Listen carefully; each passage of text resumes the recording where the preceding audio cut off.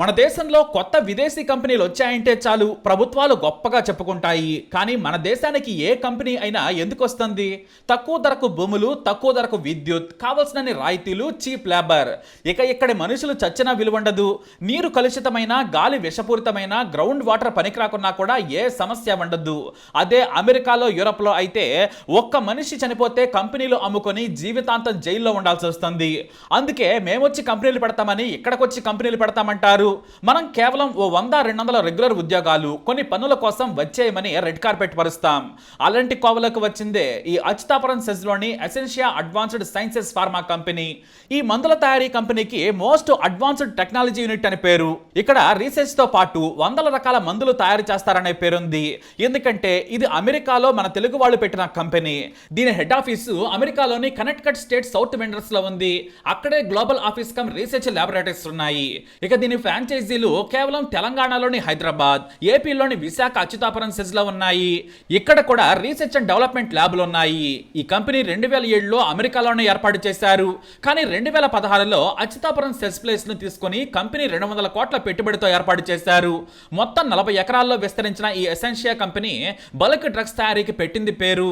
టానిక్లు, drops తో పాటు spirit and solvents తయారు చేస్తారు.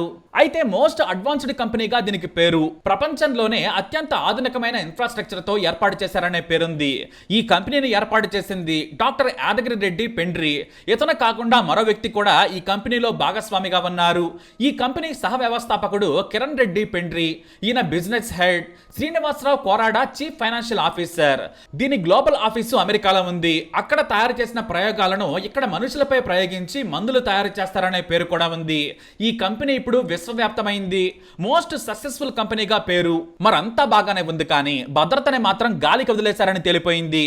మరి అసలు ఏం జరిగిందో చూద్దాం. ఆగస్టు 21న ఈ ఫార్మాసెస్ లోని ఎసెన్షియా ప్రైవేట్ లిమిటెడ్ కంపెనీలో మధ్యాహ్న సమయం 2 గంటల తర్వాత ఉదయం షిఫ్ట్ వర్కర్స్ వెళ్ళిపోతూ ఉన్నారు. మధ్యాహ్నం షిఫ్ట్ కి వస్తూ ఉన్నారు ఉద్యోగులు. అంతా సందడిగా ఉంది. నవ్వుతూ తర్వాత షిఫ్ట్ లో జాయిన్ అవుతూ ఉన్నారు. ఇంతలో 3వ అంతస్తులోని 500 కిలోల సామర్థ్యం గల రియాక్టర్ ఒక్కసారిగా భారీ శబ్దంతో పేలిపోయింది. బిల్డింగ్ మొత్తం ఒక్కసారిగా వణికిపోయింది. పైకప్పు ఎగిరిపోయి కూలిపోవడంతో ఉద్యోగులు వాటి కింద పడ్డారు. ఇక రియాక్టర్ కు దగ్గరగా ఉన్న వారి మృతదేహాలు మాంసపు ముద్దలుగా విసిరేసినట్లుగా దూరంగా పడ్డాయి. 12 మంది అక్కడికక్కడే చనిపోయారు. 60 మందికి తీవ్ర గాయాలయ్యాయి. మొత్తంగా 18 మంది చనిపోయారు. పెద్ద క్రేన్తో అద్దాలు పగలగొట్టి గాయాలతో ఉన్న కార్మికులను కష్టం మీద కిందకు దించారు. అయితే ఇంత మోడర్న్ కంపెనీ అని చెప్పుకునే కంపెనీ యాజమాన్యం భద్రతను గాలికి వదిలేసి ప్రాణ నష్టానికి కారణమైంది. ఫార్మా కెమికల్ కంపెనీల్లో వరుస ప్రమాదాలకు కారణం రియాక్టర్లే. ఉష్ణోగ్రతలు, ప్రెజర్ గ్రేజ్లు సరిగ్గా పనిచేస్తున్నాయా లేదా అని జాగ్రత్తగా ఉండాలి. ప్రెజర్ ఎక్కువ కాగానే సెన్సార్లు గ్రహించి అలారం మోగేలా వ్యవస్థ ఉండాలి. అది ఉంటే వెంటనే టెంపరేచర్, ప్రెజర్ ను తగ్గించొచ్చు. కానీ మనుషుల ప్రాణాలు పోయినప్పుడే వీటి గురించి ప్రభుత్వాలు మాట్లాడుతాయి. ఆ తర్వాత అంతా కామనే. రాఖీ కట్టించుకున్న అన్న కనిపించడం లేదని అక్కడ ఉన్న ఓ సోదరి ఏడుస్తున్న తీరు అందరినీ కలచివేసింది. ఒక్కరోజు ఉండన్నయ్యా అంటే ఉండలేదని ఆ సోదరి ఏడుస్తుంటే అంతా కన్నీటి పర్యంతమయ్యారు. సరిగ్గా అప్పుడే మరో సోదరి కన్నీటి కథ కూడా బయటకొచ్చింది. అచ్యుతాపురం ఫార్మా కంపెనీ ప్రమాదంలో 22 ఏళ్ల చర్లపల్లి హారిక చనిపోయింది. ఈమె జీవితం విన్న ప్రతి ఒక్కరూ కన్నీటి పర్యంతమవుతున్నారు. హారిక పేదరికంలో పుట్టింది. చిన్నప్పుడే తండ్రి చనిపోయాడు. ఆమె సోదరుడు ఇంటిని వదిలేసి వెళ్లిపోయాడు. తల్లి అన్నపూర్ణ కష్టపడి కూలి పని చేసి చదివించారు. నానమ్మ ఎంతో ప్రేమగా హారికను పెంచుకుంది. ఇడుపులపాయ IIITలో కెమికల్ ఇంజనీరింగ్ పూర్తి చేసింది. సరిగ్గా 8 నెలల క్రితం ఇదే కంపెనీలో ఉద్యోగం రావడంతో ఎంతో సంతోషించింది. చిన్నప్పటి కష్టాలన్నీ తీరాయనుకుంది. అమ్మను, నానమ్మను ప్రేమగా చూసుకోవాలనుకుంది. బాగా కష్టపడి చదువుకొని ఇక కుటుంబానికి తోడుగా ఉండాలనుకుంది. ఉంటుంది కూడా. సరిగ్గా రాఖీ రోజున తన పెదనాన్న కొడుకుకు రాఖీ కట్టింది. అన్న ఆశీస్సులు కూడా తీసుకుంది. తనకు చిన్నప్పటి నుంచి తెలిసిన అన్నయ్యను ఎంతో ప్రేమగా అభిమానించేది. అన్నయ్య కూడా సోదరిపై ఎంతో అభిమానం చూపించాడు.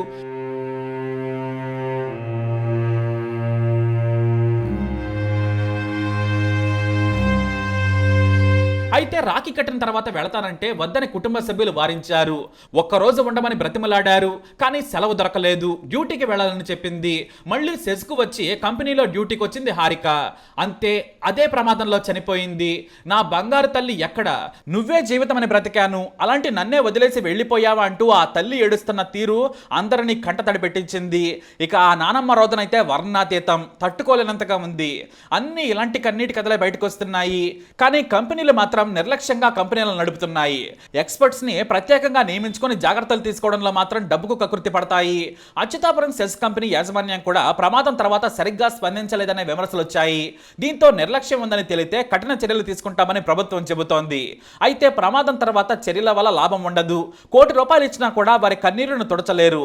ప్రతి ఏడాది సేఫ్టీ ఆడిట్ ను నిర్వహించి ప్రతి కంపెనీని ప్రతి నెల అధికారులు పరిశీలిస్తే ఈ ప్రమాదాలను నివారించవచ్చు. అయితే ఇది అమెరికా కంపెనీ. ఇక్కడే ఎందుకు పెట్టారంటే కారణం చాలా సింపుల్. ఇంత నీచంగా కంపెనీని నడిపి 18 మందికి చావుకు కారణమైతే అమెరికాలో ఆస్తులు అమ్ముకున్న నష్టపరిహారం కట్టలేరు.